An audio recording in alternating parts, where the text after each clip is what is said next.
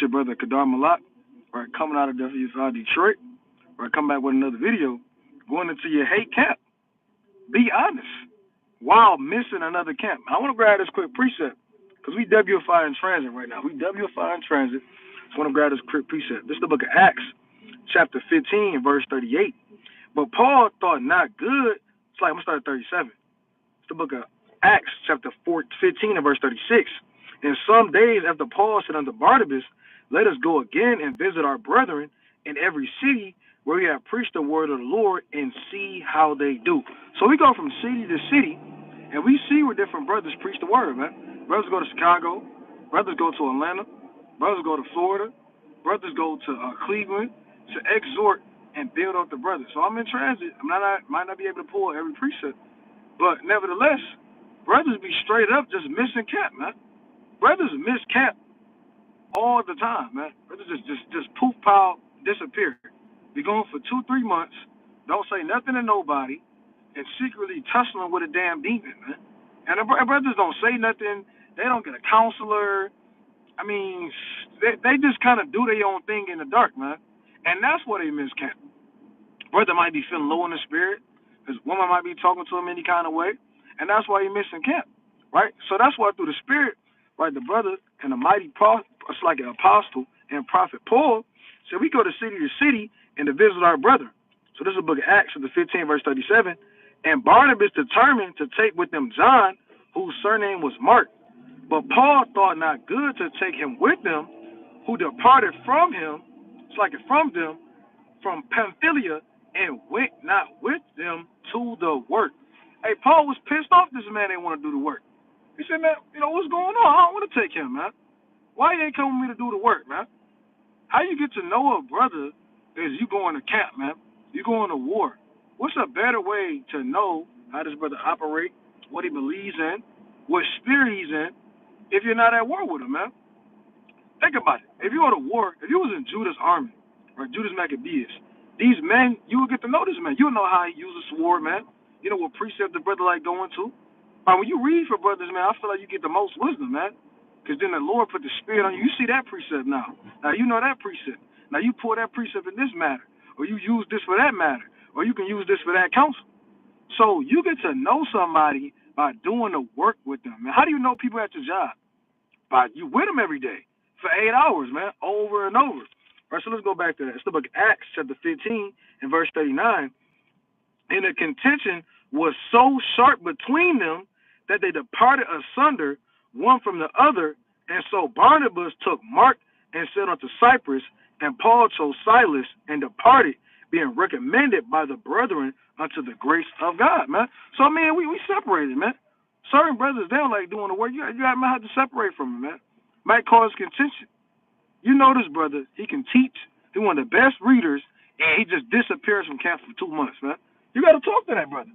You got to get on him. You got to ask some questions. But what's going on with you, man? What's going on? You all right? And if you're off, brothers just don't respond, man. Brothers only respond when they see leadership text them.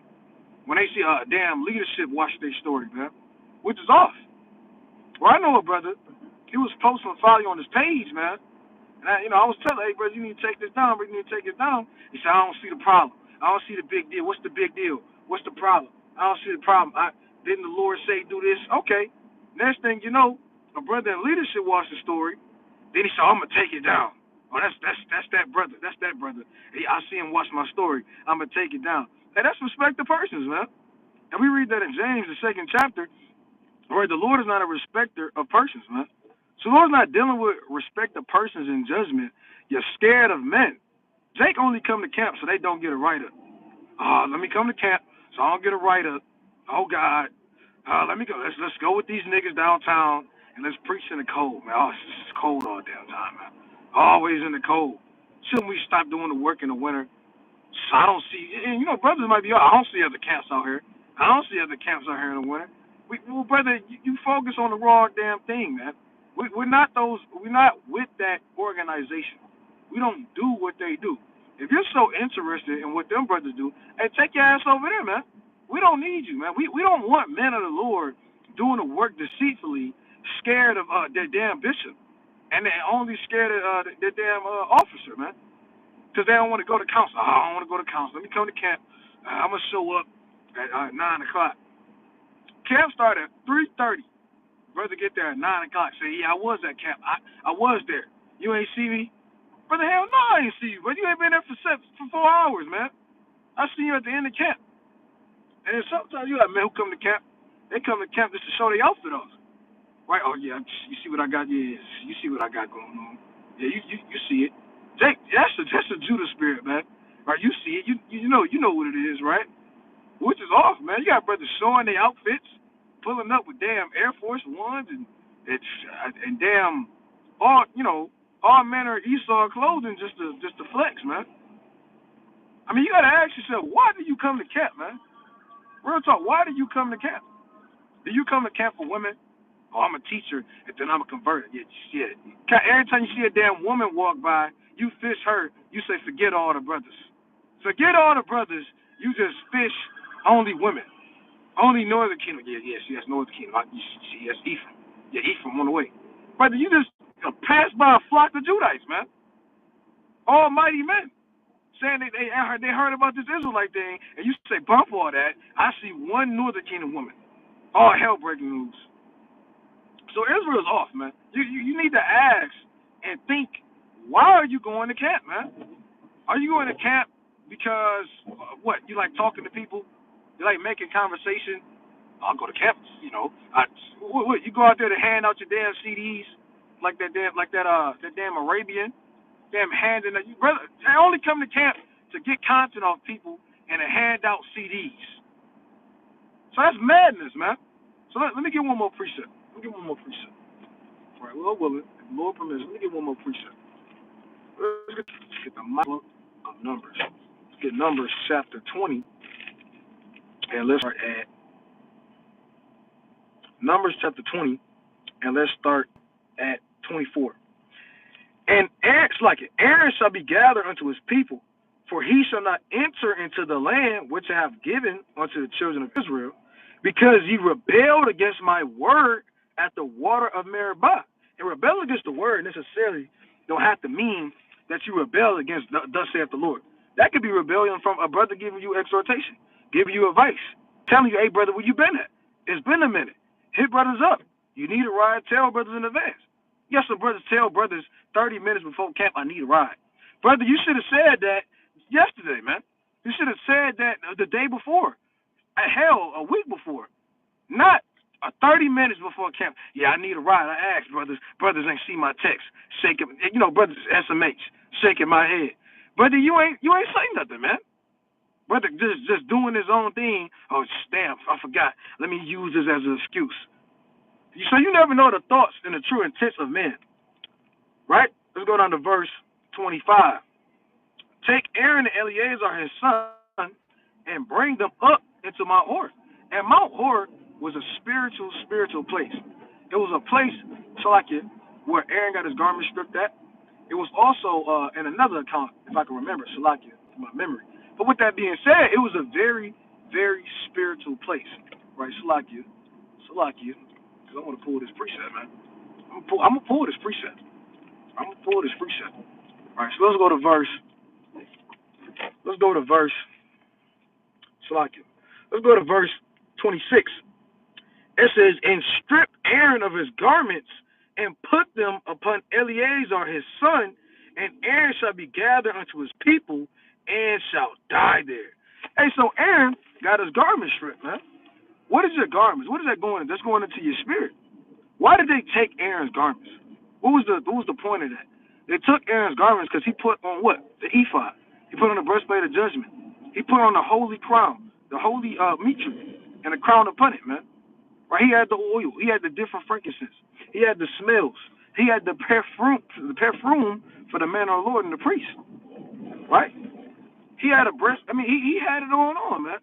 And guess what? Through him slipping up, guess what happened? The Lord stripped him of his garments, man. The Lord took him from doing his work.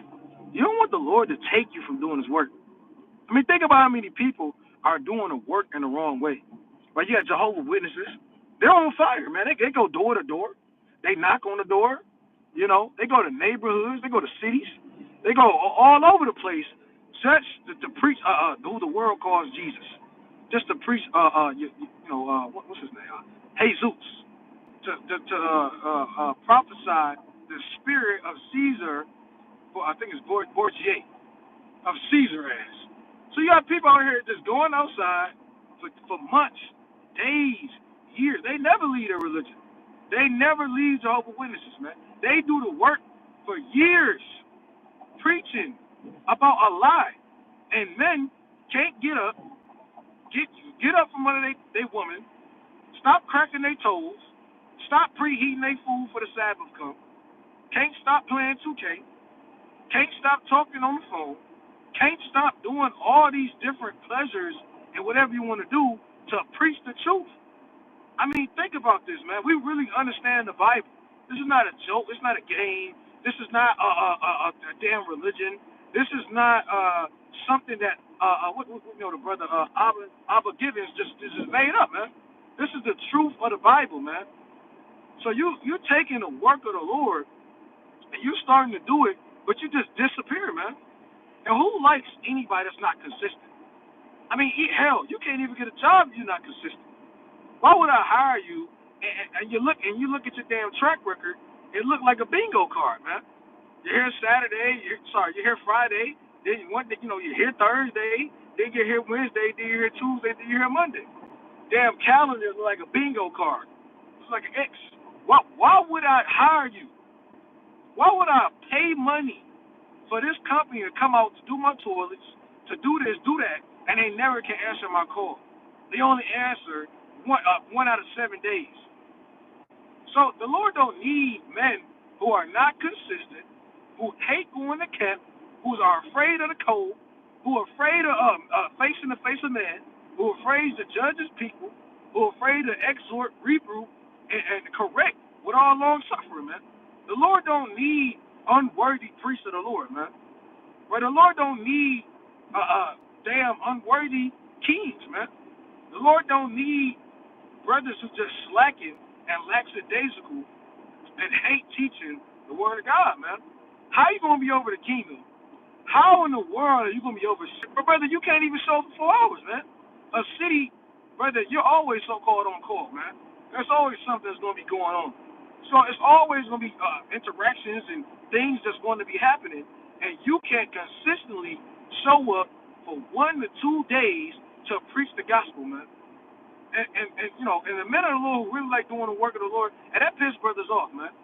I know some brothers who never missed a camp. Never missed a camp. No matter what, they was there.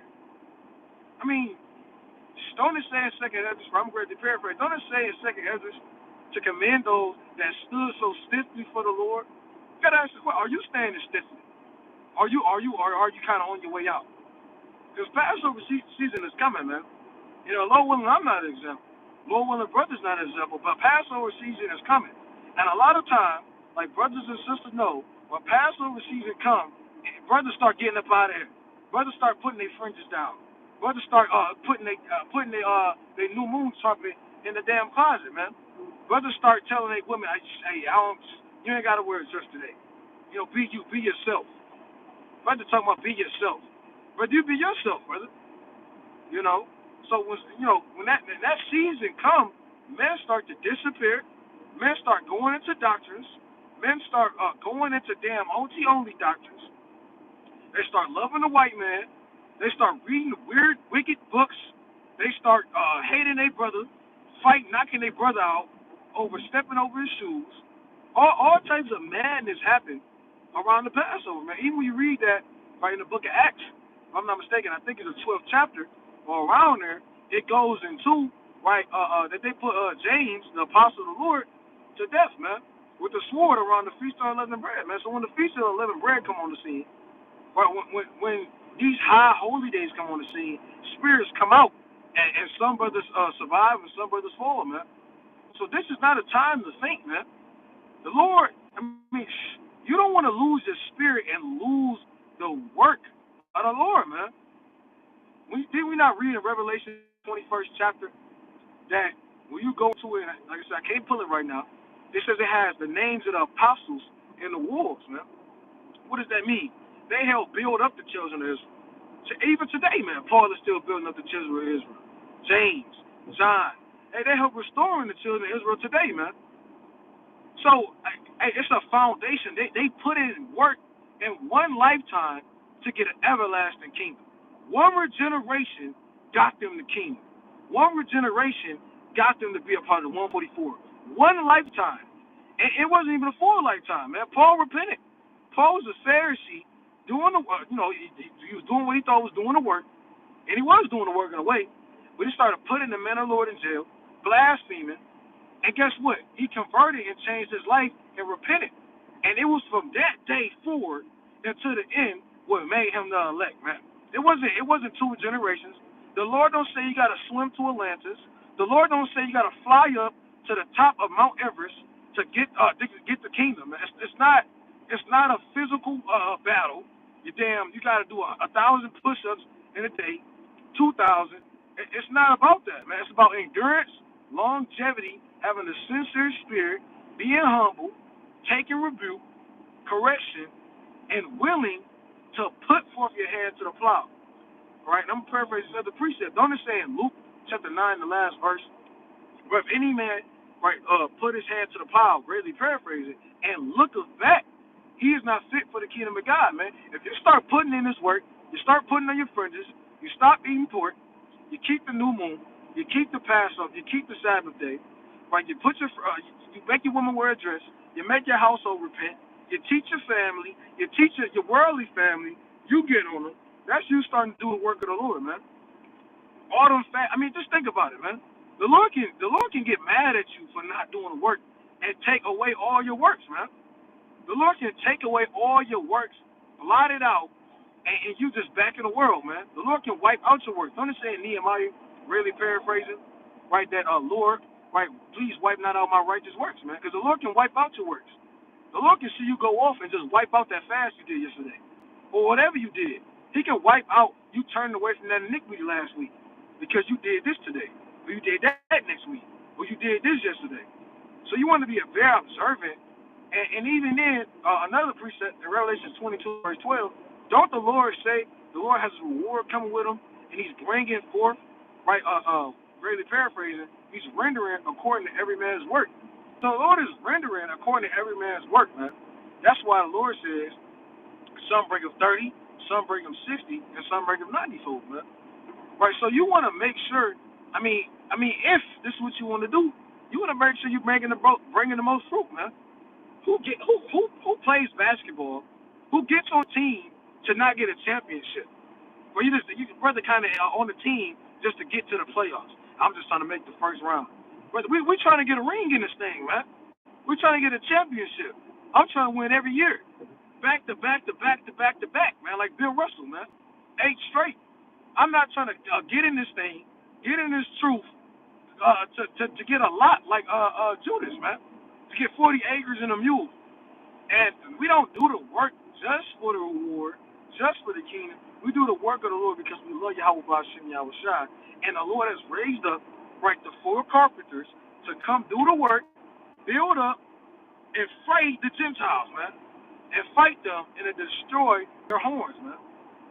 So, nevertheless, how you do the work, right, to answer the brother's question, is coming in this truth and keeping the works of the law, and also fulfilling the law of Christ, man.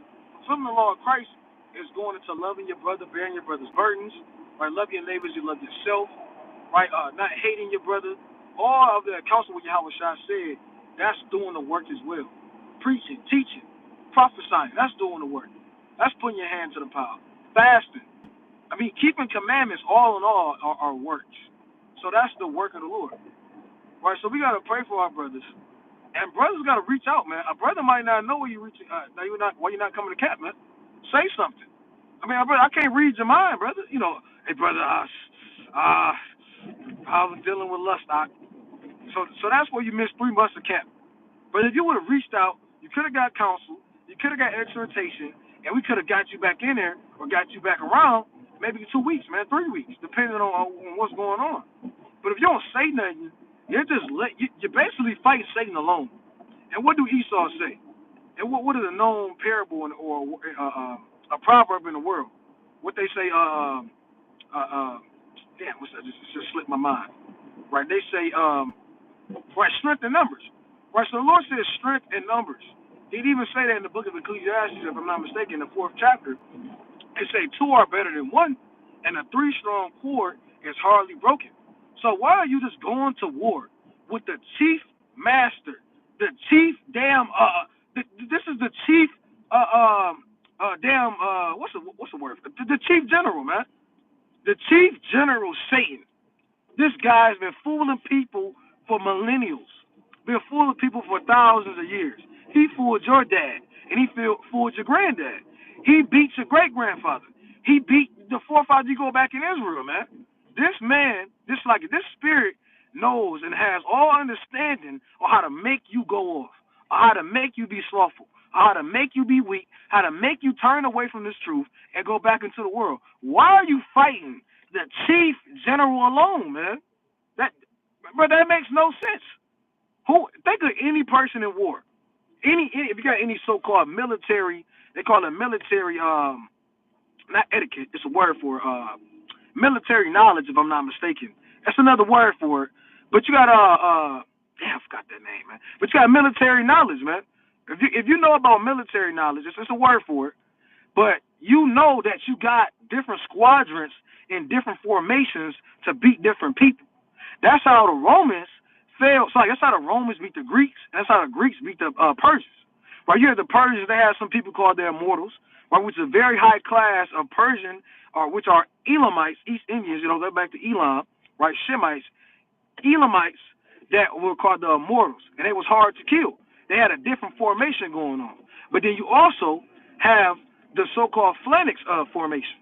The phalanx formation is when the Greeks will have long spears, extremely long spears, and they would aim them, and they would have them in sets of three, right? The longest in the back, the shortest in the front, and it was an offensive military formation. And that's how they took down the Persians. And then you have the Romans. They took down the Persians with their formation, right, which is called legion, which would be a group of 10 to 12 men. They would have shields facing all different sides, but you can see through the shield. So you don't think that you're going to send one man out there to fight the phalanx, man. You're not going to send one man to go to war. It's formations that got to be set up. You got men that's in order. You have higher ranking officials. You have archers that go in the back. You have plenty of different ways. And like I said, I can't forget the name of it. It's called military something, right? Military. I guess I want to say warfare. But you have different ways on how men go to war. How much less you in the truth? You're just walking up to Satan. You don't read. You don't fast. You're low in the spirit. And you're just walking up to Satan with a damn dagger. I mean, he gonna look at you like you're nothing, man. You got one dagger and a damn smoke bomb, brother. You better get some help, man. You better call in the cavalry, as they say. You better make something shake, because who in the world goes to war alone? Even taking the war when they fight, what do they do? They jump people, man. What's better, to jump the spiritual demon Satan, or to fight and the damn lose, man? And 9 times out of 10, that brother's already losing. Right, walking up to Satan with a damn slingshot, man. Well, you're not David. Every brother is not Dawad, brother. Israel is the Lord's beloved, but brother, you're not literally Dawad, right? Dawad names mean beloved, man. So, brother, walking up to Satan with a slingshot, damn, I don't know, man. You got nothing on, man. You got no armor. Just, and really, to be honest, that's just straight up pride, man. You just think you beat Satan by yourself. I know what I'm doing. I got this. Even the mightiest men, even kings, even David had counselors, man. And look at this, man. They don't know what's going on, right? They don't know what's going on. Look at this. Damn news out here, right? Damn protests going on, and they don't know what's going on. Jake is a damn coon, right? So with that being said, right, you don't go to war by yourself, man. You go to war with armies. You have different men in the front lines, because they're built for that, man. They got experience in that, man. They can give you advice on how to become a stronger man, on how to swing your sword, on how to shoot that arrow, on what to aim, what to look for, what's some weak spots, what's some weak points. Well, you got different men for that. Even the kings had counselors. So all you Judites that say, "Oh yeah, I'm a king, I'm from the tribe. You a king?" Well, brother, even the kings had counselors, brother. Even the Lord. Now the Lord don't need the counselors. The Lord got a formation of a jury, right, and a judge and a prosecutor and a defendant all in the court. Man, you got the 4 and 20 elders, right? The 4 and 20 elders. You got Salaki. You got the 4 and 20 elders. You got the evil angels, and then you got the righteous angels, man. So you got plenty of different councils going on, right? And the brother said, how do we follow Slakia? How do we fight Satan? All right, let me back up, make sure this brother all right. All right, come on, man. This might be a sodomite, man. Right, might be a sodomite. So how do you fight Satan at home? Right, I'll probably do that in another video. Because it depends on what's going on. First and foremost, right, let's get a quick precept. Right, first and foremost, get the book of Sirach, right, chapter 37. Right, Sirach chapter 37 and verse 27. It's like it, and it reads, Sirach 37 and 27, and it reads, "My son, prove thy soul and thy life, and see what is evil for it, and give not that unto it." So you got to test and see what's evil for it, man. Because I don't know what tempts you. Some brothers might get tempted by weed. Some brothers might get tempted by damn Edomites. Some brothers might get tempted by their woman, man, on a Sabbath day, trying to freak off. Some brothers might get tempted by, social media. Some brothers might be getting tempted by video games. It just depends. You got to first test and see what's evil for you. Like I went into another video. Most brothers don't know where they weak at, right? You think you're you can endure anything. Brother think he can just fight Satan at any moment. I can beat him in my dreams. I can beat him here. You got to figure out where you're weak at, man. You ain't strong at every point, man. We're human. We're mortal. So it's going to be somewhere, in some place where you're going to be weak at. You have to watch and see where you're weak at, and don't put yourself in those situations, man. Right? So that can go into a multitude of things. But I'm going to get this last precept. And what I want to grab, man.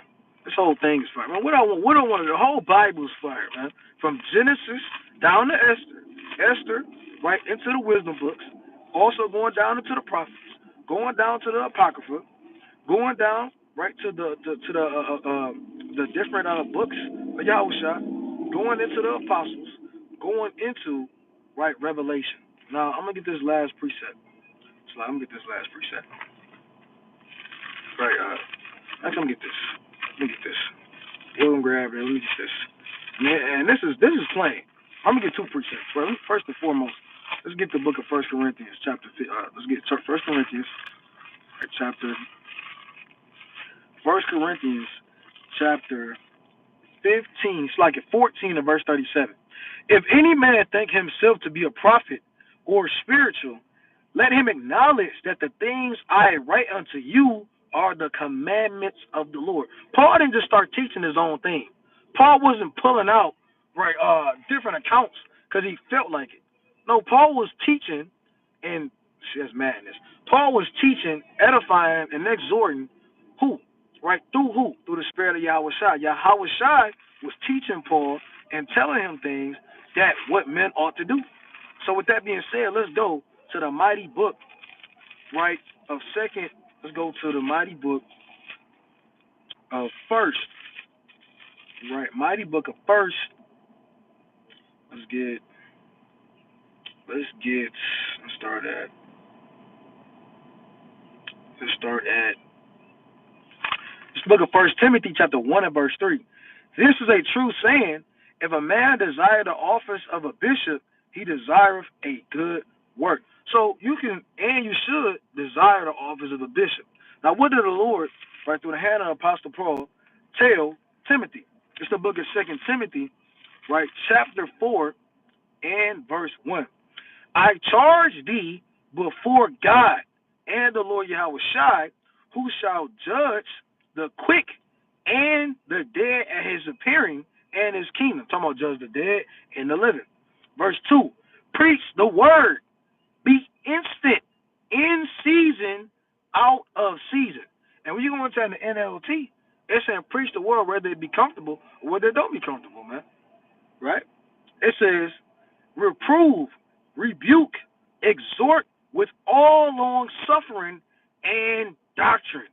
For the time will come when they will not endure sound doctrine. So you got to go out there and teach sound doctrine. If you don't go to camp, brother, who else going to teach sound doctrine? Who else going to teach the truth? Not the Christian church, right? Not Jehovah's Witnesses, not Islam, right? Not pastor, man. Not your so-called especially the damn East Indians, right? Not a Satanist, not a damn Masonic priest, not a damn woke damn Soul Illuminati is not going to teach the truth out here, man. The Lord is looking for mighty men of the Lord to preach in the chief place of concourse. So with that, Lord willing, all Israel was edified, was exhorted, was ready to deal with a camp, man. Stop missing camp, man. Stop missing camp because your toes is aching, man, or your socks is too thin. Put more socks on, man. Right? So with that, Lord willing, Israel is edified.